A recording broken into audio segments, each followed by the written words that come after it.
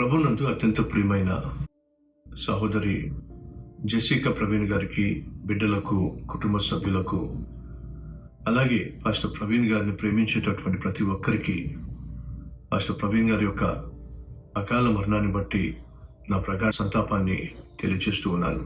Pastor Praveen గారు బ్రతికినంత కాలం ప్రభు కోసం బ్రతికారు.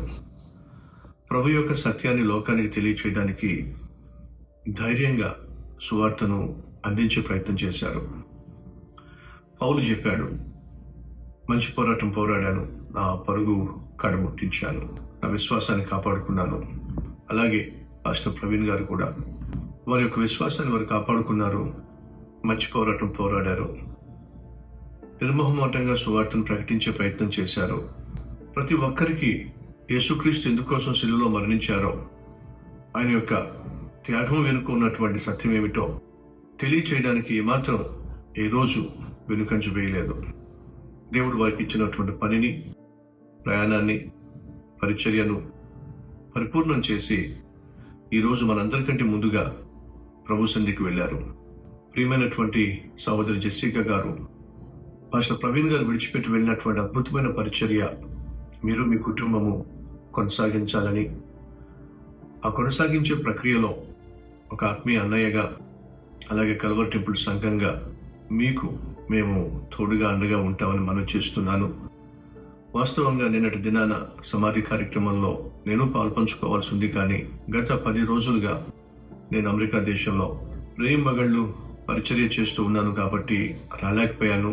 కానీ మీకు అండగా ఉండాలని, అలాగే ప్రగాఢ సంతాపము తెలియచేయాలని కల్వర్ టెంపుల్ సేవకులను సమాధి కార్యక్రమంలో పాల్పంచుకోవడానికి పంపించడం జరిగింది.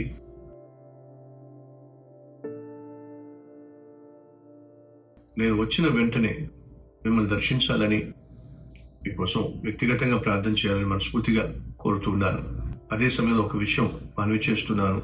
బాప్తిస్మ యోహాను తాను చేసినటువంటి సేవ సుదీర్ఘకాలం కాదు, కొంతకాలమే. కానీ ఆ కొంతకాలం తాను చేసిన సేవ లోకానికి యేసుక్రీస్తును పరిచయం చేయటం. యేసు అన్నాడు, స్త్రీలు కనిన వారిలో బాప్తిస్మ ఇచ్చు యోహాను వంటి వాడు మరొకరు లేరు అని చెప్పి అన్నాడు. కారణం, బాప్తిస్మ ఇచ్చు యోహాను లోకానికి క్రీస్తును పరిచయం చేశాడు. అలాగే పాస్టర్ ప్రవీణ్ గారు లోకానికి క్రీస్తును పరిచయం చేసినటువంటి అద్భుతమైన పరిచర్య దేవుని దృష్టిలో గొప్పది. అందును బట్టి నేను ప్రభువును మహింపరుస్తున్నాను. బైబిల్ సెలవిస్తుంది, క్రీస్తునందు నిద్రించిన వాళ్ళు ప్రభుతో ఉంటారని.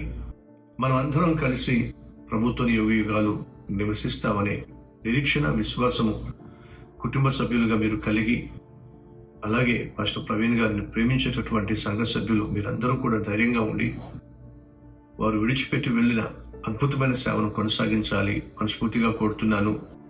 ఆ పరిచర్య కొనసాగింపులో తోటి సేవకునిగా నా సహాయం ఏదున్నప్పటికీ మనపూర్వకంగా చేయడానికి సిద్ధంగా ఉన్నాను.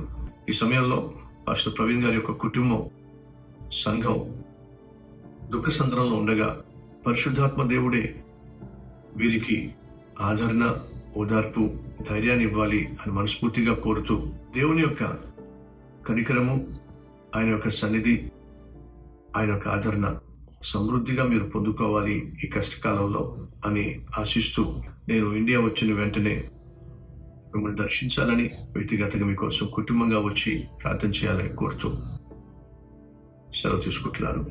దేవుడు మిమ్మల్ని ఆదరించును కాక.